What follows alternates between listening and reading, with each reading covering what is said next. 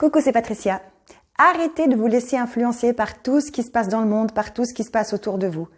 Être plus heureux, c'est d'abord une décision qu'on prend et puis ensuite, il y a 2-3 trucs à faire. Ah, mais moi, je demande que ça d'être heureuse, hein. Mais là, franchement, c'est un peu compliqué, non? Ouais, je fais du vélo. Oh non, du vélo d'appartement. J'ai trop froid pour aller dehors. Mais je trouve qu'avec la tenue, ça fait plus... on est plus au taquet. Ouais, j'aime bien. Bon, je vais arrêter 2 secondes.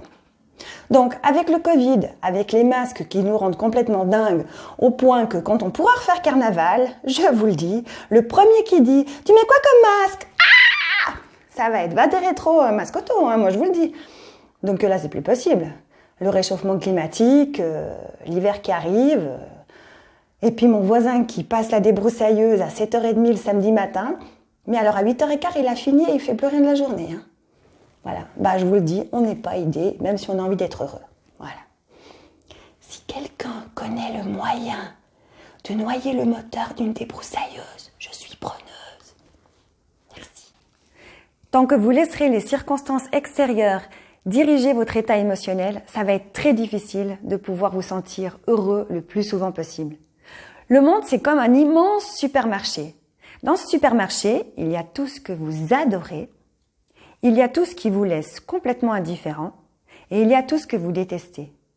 Et lorsque vous êtes constamment influencé par les circonstances extérieures, c'est comme si vous alliez au supermarché avec votre caddie vide et que vous laissiez les autres clients remplir votre caddie.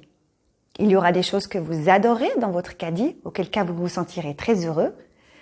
Des gens qui mettront des choses qui vous indiffèrent, ça va rester neutre au niveau émotionnel. Et puis des personnes qui vont mettre des denrées que vous détestez dans votre caddie. Et là, vous allez commencer à vous sentir mal à l'idée de ramener ça chez vous. Alors, j'ai envie de vous dire, arrêtez de vous laisser autant influencer émotionnellement par tout ce qui arrive à l'extérieur. Reprenez le pouvoir sur votre état émotionnel. Si vous avez l'impression que votre vie stagne, qu'il ne se passe rien d'incroyable, c'est parce que vous pensez toujours la même chose, vous réagissez toujours émotionnellement de la même manière, vous avez toujours les mêmes croyances et ça crée une régurgitation en quelque sorte de votre vie qui se répète avec toutes ces routines et vous n'avez pas vraiment l'impression qu'il se passe grand-chose ni que c'est vous qui créez tout ça.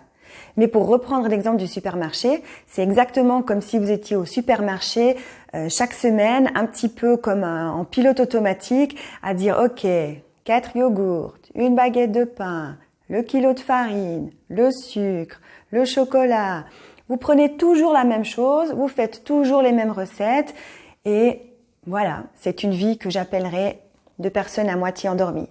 Alors, il y a une meilleure manière de vivre qui est un petit peu plus satisfaisante et qui va nous diriger vers cet état d'être le plus heureux possible, le plus souvent possible.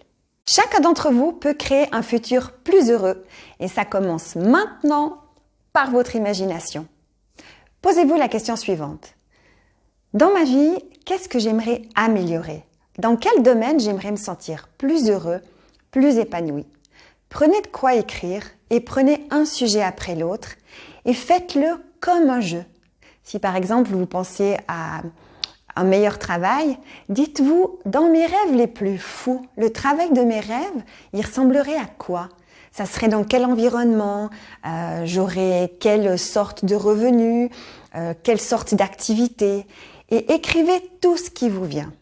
Ne jugez pas, faites l'exercice juste pour le fun, comme si vous aviez une baguette magique et laissez venir tout ce qui vient.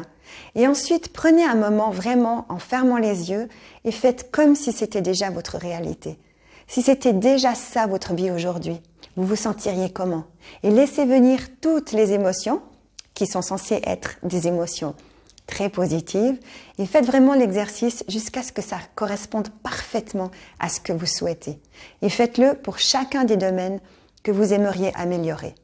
Et ensuite, n'y pensez plus. Partez du principe que l'univers a compris ce que vous vouliez, vous avez envoyé cette demande dans cette énergie et laissez revenir tout ce qui va vous aider à concrétiser ce désir. Vous allez voir que votre vie est hyper soutenu, même si parfois on a du mal à le croire.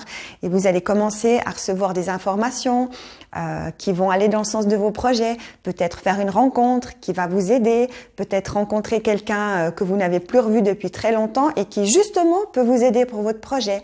Vous allez constater toutes ces synchronicités, tout va se mettre en place d'une manière merveilleuse si vous faites un minimum confiance, parce que je crois que là, il y a beaucoup de gens qui pensent que ça ne marche pas vraiment. Faites plus confiance, je vous jure que ça marche. Faites vos demandes, détendez-vous et essayez de vivre chaque journée de la meilleure manière possible et attendez-vous à recevoir de magnifiques surprises de la vie. C'est comme si vous faisiez votre liste de courses avec de nouvelles recettes pour aller au supermarché et remplir votre caddie de tout ce que vous avez choisi pour votre plus grand bonheur. C'est tout ce que je vous souhaite. Je vous souhaite d'être heureux, je vous souhaite de vous laisser surprendre par la vie et je vous souhaite une pétillante journée. Quoi? Ça m'a donné faim toutes ces explications. Puis là, au moins, j'élimine à mesure, hein. Vous n'aviez pas un exercice à faire, vous? Ben, go!